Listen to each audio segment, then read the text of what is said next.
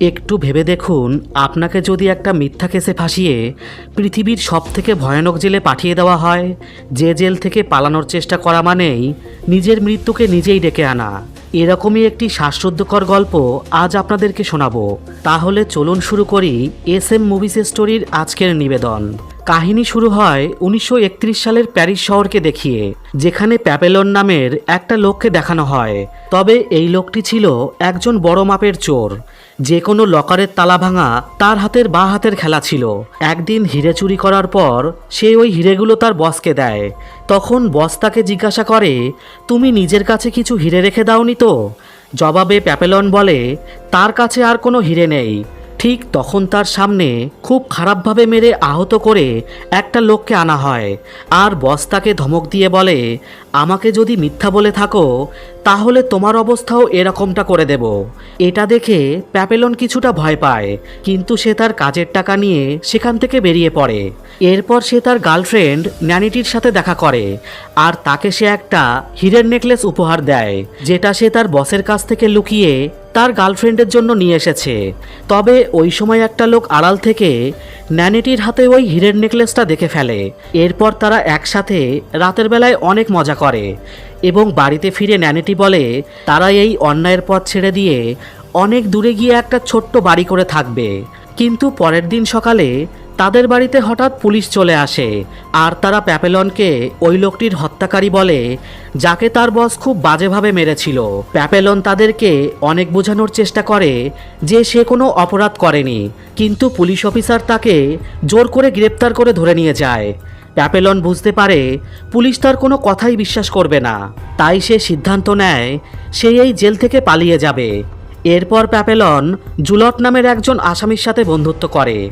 জুলট তাকে বলে এখান থেকে পালানোর জন্য অনেক টাকার দরকার, আর সে ডেগা নামের একজন আসামির দিকে ইশারা করে বলে যে ওই লোকটা তোমাকে সাহায্য করতে পারে। আসলে ডেগার কাছে অনেক টাকা ছিল, কিন্তু সে একদিন নকল টাকা বানাতে গিয়ে পুলিশের কাছে ধরা পড়ে যায়। এরপর সব কয়েদিকে নিরাপত্তার জন্য পিনল কলোনি নামের এক জেলে পাঠিয়ে দেওয়ার সিদ্ধান্ত নেওয়া হয়।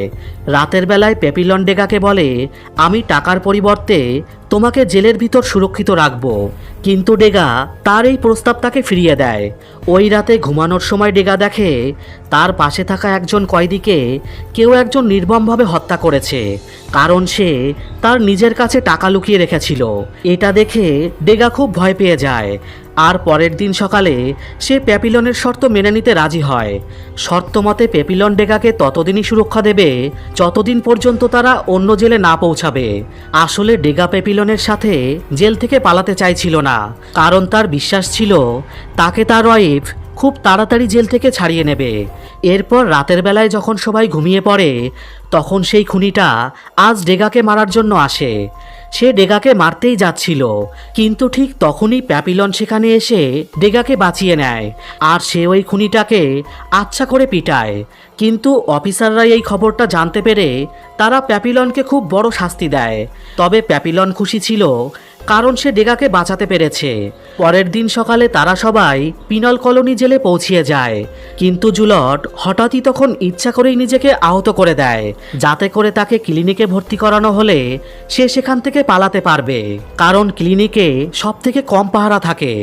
এদিকে প্যাপিলন আর নতুন সব কয়েদিদের এই নতুন জেলে আনা হয়, যেখানে সব ভয়ানক অপরাধীদের রাখা হতো। এছাড়া ওখানকার জেলার ছিল আরও বেশি ভয়ানক। সেসব নতুন কয়েদিদেরকে বলে, এখান থেকে পালানো একদমই অসম্ভব, তাই তোমরা কেউ এখান থেকে পালানোর চেষ্টা করবে না। আর যদি কেউ পালানোর চেষ্টা করে তাহলে তাকে 2 বছর অন্ধকার ঘরে রাখা হবে। এর পরেও যদি সে দ্বিতীয়বার পালানোর চেষ্টা করে তাহলে তাকে আবারও 3 বছরের জন্য অন্ধকার ঘরে বন্দি করা হবে। কিন্তু যে তৃতীয়বার পালানোর চেষ্টা করে ধরা পড়বে তাকে ডেভিলস আইল্যান্ড নামের একটা জেলে পাঠিয়ে দেওয়া হবে, যেখানে গিয়ে সব মানুষ পুরোপুরি পাগল হয়ে যায়। এছাড়া যদি কেউ কাউকে হত্যা করে তাহলে তাকে সবার সামনে তার দেহ থেকে মাথা কেটে আলাদা করে দেওয়া হবে। এরপর সব কয়েদিদের পাথর তোলার কাজ দেওয়া হয়। কিছুদিন পর প্যাপিলনের সাথে একজন লোকের পরিচয় হয়, আর এই লোকটি জেলের খাবার সাপ্লাইয়ের কাজ করত। প্যাপিলন লোকটিকে বলে সে যদি তাকে পালাতে সাহায্য করে তাহলে প্যাপিলন তাকে অনেক টাকা দেবে। লোকটি এই প্রস্তাবে রাজি হয়ে যায় আর সে প্যাপিলনকে বলে কাল রাতে তুমি নদীর পাড়ে এসে দেখা করবে। কিন্তু এমন সময় একজন ভয়ানক আসামি এই প্ল্যানের বিষয়ে জেনে যায় আর সে টাকার জন্য ডেগাকে আক্রমণ করে। তবে এবারও প্যাপিলন সময় মতন এসে ওই কয়েদিকে মেরে ডেগার জীবন বাঁচিয়ে নেয়। এসব দেখে ডেগা বুঝতে পারে যে প্যাপিলনকে ছাড়া সে এখানে একদিনও বাঁচতে পারবে না। এজন্য তার কাছে অন্য কোনো উপায় না থাকায় সে প্যাপিলনের সাথে পালিয়ে যাওয়ার সিদ্ধান্ত নেয়। এরপর পরের দিন সকালে সব কয়েদিদের একসাথে মাঠে নিয়ে আসা হয়। আসলে জুলট পালাতে গিয়ে দুইজন গার্ডকে মেরে ফেলেছে। এজন্য তাকে শাস্তি হিসাবে তার দেহ থেকে মাথা কেটে আলাদা করে দেওয়া হয়। এই দৃশ্য দেখে সেখানে উপস্থিত সব কয়েদিরা পুরো আতঙ্কে আঁতকে ওঠে। এরপর জেলার প্যাপিলন আর ডেগাকে জুলেটের লাশ কবর দেওয়ার জন্য আদেশ দেয়। কিন্তু রাস্তায় যাওয়ার সময় ডেগা হঠাৎ বমি করতে শুরু করে, কারণ সে আজ পর্যন্ত কখনো কোনো লাশ ছুঁয়ে দেখেনি। প্যাপিলন তখন তাকে অনেক বোঝানোর চেষ্টা করে, কিন্তু ডেগা কিছুতেই আর লাশ নিয়ে যেতে চাইছিল না। এমন সময় সেখানে একজন গার্ড এসে ডেগাকে লাশ তুলতে বলে, কিন্তু ডেগা রাজি না হওয়ায় গার্ড তাকে চাবুক দিয়ে মারতে শুরু করে। এদিকে প্যাপিলন ডেগাকে মারতে দেখে খুব রেগে যায়, তাই সে একটা পাথর তুলে ওই গার্ডের মাথায় সজোরে আঘাত করে এবং এরপর সে সেখান থেকে পালিয়ে যায়। কিন্তু বেচারা ডেগা এদিকে ভয়ে সেখান থেকে নড়তেই পারছিল না। এরপর রাতের বেলায় প্যাপিলন নদীর ধারে ওই লোকটির সাথে দেখা করে এবং যখন সে নৌকা কোথায় জানতে চায় তখন ওই লোকটি জোরে জোরে হাসতে শুরু করে। প্যাপিলন তখন পিছনে ঘুরে দেখে গার্ডরা তাকে চারিদিক থেকে ঘিরে ধরেছে। এখানে জানা যায় এই লোকটি আসলে জেলারের একজন গুপ্তচর ছিল। এরপর প্যাপিলনকে বন্দি বানিয়ে দ্রুত আবার জেলে নিয়ে আসা হয়। এখানে জেলার তাকে বলে সে যে গার্ডকে পাথর দিয়ে আঘাত করেছিল সে প্রাণে বেঁচে গেছে, এজন্য প্যাপিলনের মৃত্যুর সাজা তো হবে না, কিন্তু তার পালিয়ে যাওয়ার অপরাধে তাকে 2 বছরের জন্য একটা ছোট্ট ঘরে বন্দি করে রাখা হবে। এরপর প্যাপিলন যখন ওই জেলের ভিতরে আসে তখন সেখানকার আশেপাশে দেখে তার আত্মা পুরো কেঁপে ওঠে। আগের জেলে তো কয়েদিরা কমপক্ষে এদিকে ওদিকে ঘুরে ফিরে একে অপরের সাথে কথা বলতে পারত, কিন্তু এখানে তাকে একটা ছোট্ট ঘরের মধ্যে বন্দি হয়ে থাকতে হবে এবং সে কোনো প্রকার আওয়াজও করতে পারবে না, কারণ এই জেলের ভিতরে নিজের সাথেও কথা বলার অনুমতি নেই। এছাড়া তাকে সেখানে খাবার দেওয়ার পরিবর্তে এক ধরনের জঘন্য স্যুপ খেতে দেওয়া হতো। কিন্তু একদিন হঠাৎই খাবারের মধ্যে সে এক টুকরো নারকেল পায় আর তার মধ্যে একটা কাগজের টুকরো ছিল। কাগজে লেখা ছিল এখন থেকে সে প্রতিদিন এইভাবে নারকেল পাবে। প্যাপিলন বুঝতে পারে এই কাজটা নিশ্চয়ই ডেগা করেছে। এইভাবে কয়েক সপ্তাহ কেটে যাওয়ার পর একদিন জেলার এই বিষয়টা জানতে পারে আর সে এতটাই রেগে যায় যে সে ওই গার্ডকে মেরে ফেলে যে প্যাপিলনকে প্রতিদিন খাবার দিতে আসতো। এরপর সে প্যাপিলনের কাছে জিজ্ঞাসা করে তোমাকে প্রতিদিন কে এই খাবারগুলো পাঠাতো, কিন্তু প্যাপিলন তার কথার কোনো উত্তর না দিয়ে চুপচাপ দাঁড়িয়ে থাকে। তখন জেলার রেগে গিয়ে বলে আজ থেকে তোমাকে শুধুমাত্র অর্ধেক বাটি স্যুপ দেওয়া হবে। এরপর এইভাবে 1 মাস পার হয়ে যায় আর খাবারের অভাবে প্যাপিলনের শরীর শুকিয়ে খুব দুর্বল হয়ে পড়ে। একদিন হঠাৎই জেলার তার জন্য সুস্বাদু খাবার নিয়ে আসে আর তাকে বলে আমাকে বলে দাও তোমাকে কে প্রতিদিন নারকেল পাঠাতো, কিন্তু এবারও প্যাপিলন তার কথার কোনো উত্তর দেয় না। এজন্য জেলার খুব রেগে গিয়ে তাকে অন্ধকার জেলের ভিতর পাঠিয়ে দেওয়ার আদেশ দেয়। এরপর প্যাপিলনের অবস্থা আরও বেশি খারাপ হয়ে যায়, কারণ সেখানে তাকে মাত্র একবার হাফ বাটি স্যুপ দেওয়া হতো। এছাড়া অন্ধকারের জন্য সে আশেপাশের কোনো কিছু দেখতেও পেত না।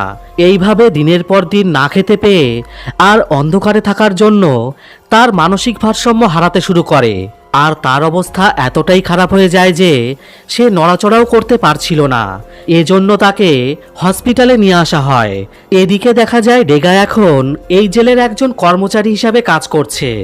আসলে শেষ 1 বছরে সে জেলারের একজন বিশ্বস্ত কর্মচারী হয়ে উঠেছে।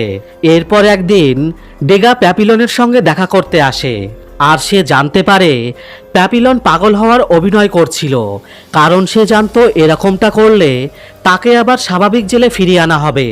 এরপর তারা আবারও জেল থেকে পালানোর প্ল্যান বানাতে শুরু করে। তবে এবার তারা আরও দুইজন কয়েদিকে তাদের দলে নেওয়ার সিদ্ধান্ত নেয়। প্যাপিলন সেলিয়র নামের একজন কয়েদিকে বেছে নেয়, যে ছিল খুবই শক্তিশালী। অন্যদিকে ডেগা সিলেক্ট করে ম্যাচুরেটকে, যাকে জেলের সবাই খুব বিরক্ত করত। এদিকে ডেগা তার সব টাকা সেলিয়রকে দেয়, আর সেলিয়র ওই টাকা দিয়ে গোপনে একটা নৌকা কিনে নেয়। এরপর পরের দিন রাতে যখন সবাইকে সিনেমা দেখানো হচ্ছিল, তখন ওই চারজন পালিয়ে যাওয়ার সিদ্ধান্ত নেয়। যদিও ডেগা খুব ভয় পাচ্ছিল, কিন্তু প্যাপিলন তাকে বোঝায় যে এটাই তাদের এখান থেকে পালানোর শেষ সুযোগ। এরপর প্ল্যান অনুযায়ী যেসব অফিসাররা সিনেমা দেখছিল, ডেগা তাদেরকে ড্রিঙ্ক দিতে চলে আসে। সে খুব সাবধানে ড্রিঙ্কের বোতলে ঘুমের ঔষধ মিশিয়ে দেয়, আর মেইন দরজার চাবি চুরি করার জন্য সুযোগের অপেক্ষা করতে থাকে।